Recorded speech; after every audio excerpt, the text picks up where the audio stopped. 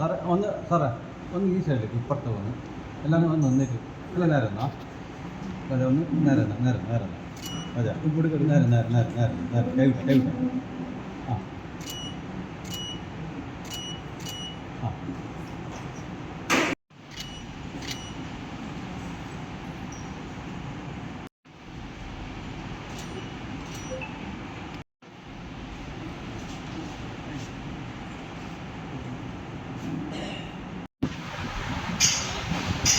ജീവിതത്തിൽ വിജയം വരിച്ച ആൾക്കാരെ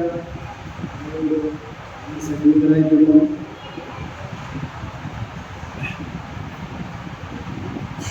കാരണങ്ങളോട് ബഹുമാനപ്പെട്ട സ്റ്റേജിലിരിക്കുന്ന മഹൽ വ്യക്തികൾ, സദസ്സിലും വഹിക്കുന്ന അതുപോലെയുള്ള മഹൽ വ്യക്തികൾ, എല്ലാവർക്കും വിനീതമായ വിജയദശമി ആശംസിക്കുന്നു. ഇന്നത്തെ ഈ ദിവസത്തിന്റെ പ്രാധാന്യം എന്ന് പറയുമ്പോൾ ഒരു വിജയം വരിച്ച സമയമാണ്. രാമരാവണന്റെ യുദ്ധം കഴിഞ്ഞ് രാവണനെ കൊല്ലുന്ന ആ ഒരു ദിവസമാണ് വിജയദശമിയായി ആഘോഷിക്കുന്നത്. അശ്വിന മാസത്തിൽ ആഘോഷിക്കാറുള്ള 9 ദിവസം നവരാത്രി കഴിഞ്ഞ് അവിടെയാണ് ശക്തിയുടെ പ്രദർശനം ഉണ്ടാകുന്നത്. ശക്തിയെ ഉദ്ദേശിക്കുന്നത് ദേവി.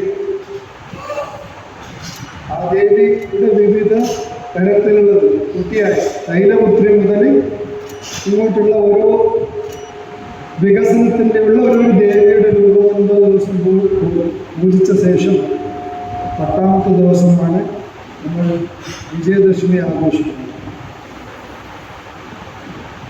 ഈ ശുഭ അവസരത്തിൽ ജീവിതത്തിൽ വിജയിച്ച എല്ലാവർക്കും അവരുടെ കുട്ടികൾക്കും ആശംസകൾ നേരുന്നത് ഒരു നല്ല കാര്യമാണ്. ഇവിടെ കൂടിയിരിക്കുന്ന വ്യക്തികൾ അച്ഛന്മാരാണ്, കുട്ടികൾ വളരെ കുറവാണ്. ബാബിനോട് വന്നിട്ട് ഞാൻ പറഞ്ഞിരുന്ന വീട്ടിൽ ഒരുപാട് കുട്ടികളുണ്ടാവും. അവരെന്തെങ്കിലും മോട്ടിവേഷനെ പറ്റിയിട്ട് പറയാനുള്ളൂ. കുട്ടികളില്ലാത്തതുകൊണ്ട് ഞാൻ മോട്ടിവേറ്റ് ആയിട്ടുള്ള അച്ഛനമ്മമാരോടൊന്ന് പറയുകയാണ്, ഇങ്ങനെ നമ്മുടെ കുട്ടികളെ എങ്ങനെയൊക്കെ മോട്ടിവേറ്റ് ചെയ്യാൻ പറ്റും. ഒരു ഇമോഷണൽ കോഷൻ എന്ന് പറഞ്ഞൊരു സാധനമാണ്. ഒരു വൈകാരികമായിട്ടുള്ള കഴിവാണ്.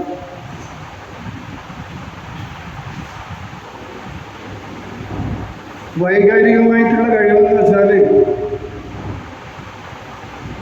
നമ്മൾ സ്വയം മനസ്സിലാക്കുക,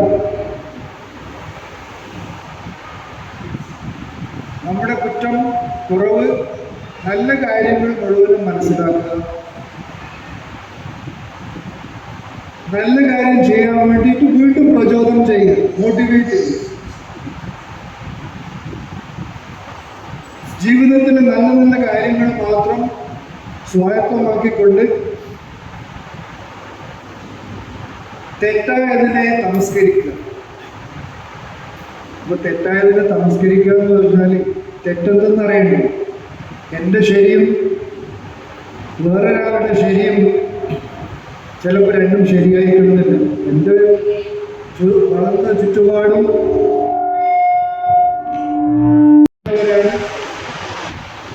എൻ്റെ വീടിന് ചുറ്റും ഉള്ള ആൾക്കാർ എങ്ങനെയാണുള്ളത് അതനുസരിച്ചിട്ടാണ് എൻ്റെ സ്വഭാവവൽക്കരണം വരിക.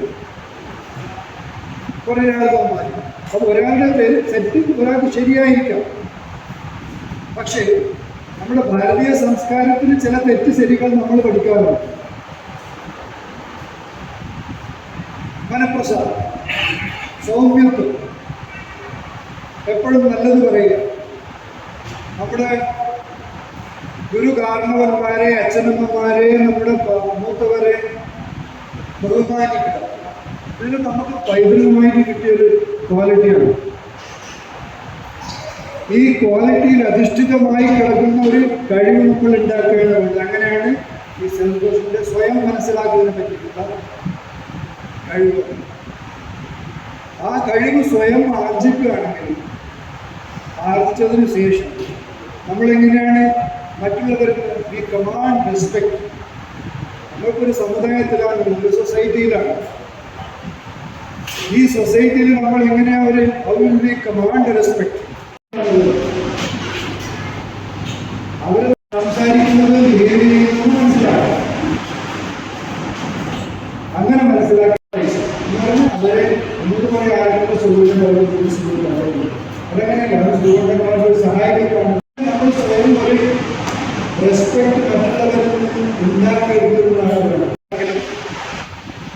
ആർമിയിൽ ചേരാൻ പോകുന്നുണ്ടെങ്കിൽ, ആർമിയിൽ ഞാൻ ഉദ്ദേശിക്കുന്നത് ഒരു ഓഫീസറായി ചേരുന്നുണ്ടെങ്കിൽ അവിടെ അവർ കുറേ ക്വാളിറ്റി നോക്കും. ഒരു 15 തരം ക്വാളിറ്റിയാണ്.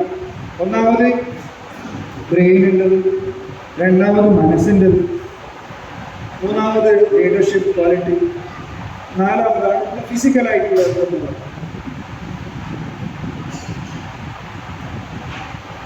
അത് നമ്മുടെ കുട്ടികളിൽ വളർത്തിയെടുക്കാനാണ് ആവശ്യം.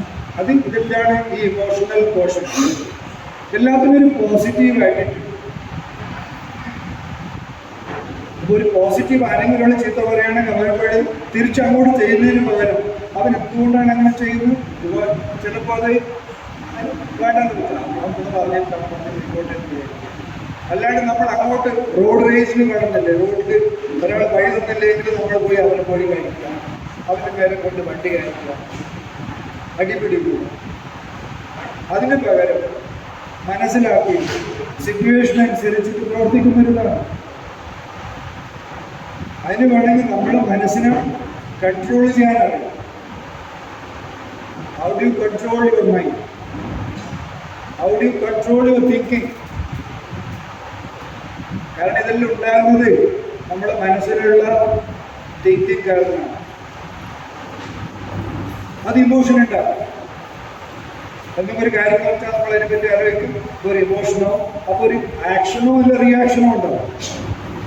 അവനൊക്കെ ചീത്ത പറയുകയാണെങ്കിൽ ആക്ഷനോ റിയാക്ഷനോ ഉണ്ടാവും. അത് നല്ലതുമാകും ചീത്തയാവും. അപ്പൊ നമ്മളെ പേഴ്സണാലിറ്റി, ഞാൻ അന്നൊക്കെ ഒരു ചീത്ത പ്രഭാവം അത് വളർത്തിയെടുക്കുക. ഏതെങ്കിലും ഒരില്ലല്ലോ ഒരു നല്ലത് തെറ്റിന് എനിക്കിത് എൻ്റെ ഒരു എന്തായാലും പറയാം, ഒരു മനസാക്ഷി കുത്ത്, ഒരു പ്രിക്ക് ഓഫ് കോൺഷ്യൻസ് എന്ന് പറയും ഇംഗ്ലീഷിൽ. ആ മനസാക്ഷി കുത്ത് എപ്പോഴും തോന്നുന്നുണ്ടെങ്കിൽ അത് ചെയ്യാതിരിക്കാൻ വേണ്ടി പറയും. ഞാൻ കുറേ നിങ്ങളോട് സംസാരിച്ചു. നിങ്ങൾക്ക് എല്ലാം അറിയുന്ന കാര്യങ്ങളാണ്. പക്ഷെ എവിടെയെങ്കിലും ഒരു കണക്ഷൻ കിട്ടിയാൽ അത് ഇങ്ങനെ ആയിരുന്നു എന്നൊന്ന് മനസ്സിലാക്കാൻ പറ്റും. നിങ്ങളുടെ കുട്ടികളുടെയോ വേറെ കുട്ടികളെയോ അവരോട് നന്നായിട്ട് വളർത്തുക. കാരണം ഒരു വെള്ളിച്ചം പറഞ്ഞാൽ, ഒരു അമ്മമ്മ പറഞ്ഞാൽ കുട്ടികൾ മനസ്സിലാക്കും. അമ്മമാരെ അച്ഛന്മാരൊക്കെ എല്ലാവർക്കും നല്ലത് ഭവിക്കട്ടെ. ഇവിടെയും എന്നെക്കാൾ എത്രയോ പ്രായമുള്ള ആൾക്കാരുകളുണ്ട്, 90 വയസ്സ് കഴിഞ്ഞവരിലുണ്ട്. ഞാൻ നിങ്ങളോടൊരു ഇങ്ങനെ സംസാരിക്കുന്നത് വെച്ചാൽ നിങ്ങൾക്ക് എന്നെക്കാൾ കൂടുതൽ അറിയാം എന്നുള്ളൂ ഒരു പൂർണ്ണമായ വിശ്വാസത്തോടെയാണ് ഞാൻ സംസാരിക്കുന്നത്. എല്ലാവർക്കും നല്ലത് വരട്ടെ.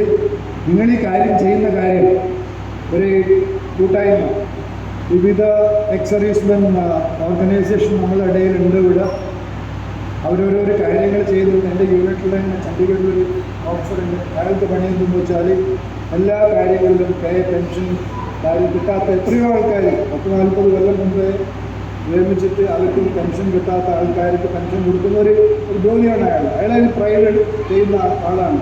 മക്കളുള്ളത് വെളിയിലാണ്. അപ്പോൾ അയാൾ ഇതുകൊണ്ട് നടന്നിട്ട് പോകും. അപ്പം അതുമായൊരു കൂട്ടായ്മയാണ് നിങ്ങൾ ഈ ചെയ്യുന്നത്. ബാബനോട് പറഞ്ഞിരുന്നത് നിങ്ങൾ എന്തൊക്കെയാണ് ചെയ്യുന്നതെന്നുള്ളത് നല്ലൊരു സൗഹൃദമാണിത്. എന്താണ് നിങ്ങൾക്ക് ചെയ്യാൻ പറ്റുക? നമ്മളൊന്നിച്ചിട്ട് രാജ്യത്തിന് രാജ്യസേവയിൽ നിർമ്മിതരായിരുന്ന ചിലപ്പോൾ ചില കാര്യങ്ങൾ സ്വന്തം കാര്യത്തിന് വേണ്ടി ചെയ്യാൻ പറ്റാത്ത നിങ്ങളുടെ സഹപ്രവർത്തകർക്ക് എന്തെങ്കിലും ഉപകാരം ചെയ്യാൻ പറ്റിയാൽ അത് നല്ലതാണ്. അത് നല്ലൊരു സംരംഭമാണ്. ഈ 1-ാം വാർഷികം ആഘോഷിക്കുന്ന ഈ അവസരത്തിൽ നിങ്ങൾക്ക് ഇനിയും കൂടുതൽ ചെയ്യാൻ പറ്റട്ടെ. മറ്റുള്ളവരുടെ ദുഃഖം പ്രോബ്ലവും അറിഞ്ഞുകൊണ്ട് അവർക്ക് നല്ല ചെയ്യാൻ പറ്റട്ടെ എന്ന് ആശംസിച്ചുകൊണ്ട് എന്നെ ഇവിടെ ഇരുന്ന് നിങ്ങൾ വിശിഷ്ട അതിഥിയായി ക്ഷണിച്ചതിന് നന്ദി പറഞ്ഞുകൊണ്ട് നിർത്തുന്നു. നന്ദി, നമസ്കാരം, ജയ് ഹിന്ദ്.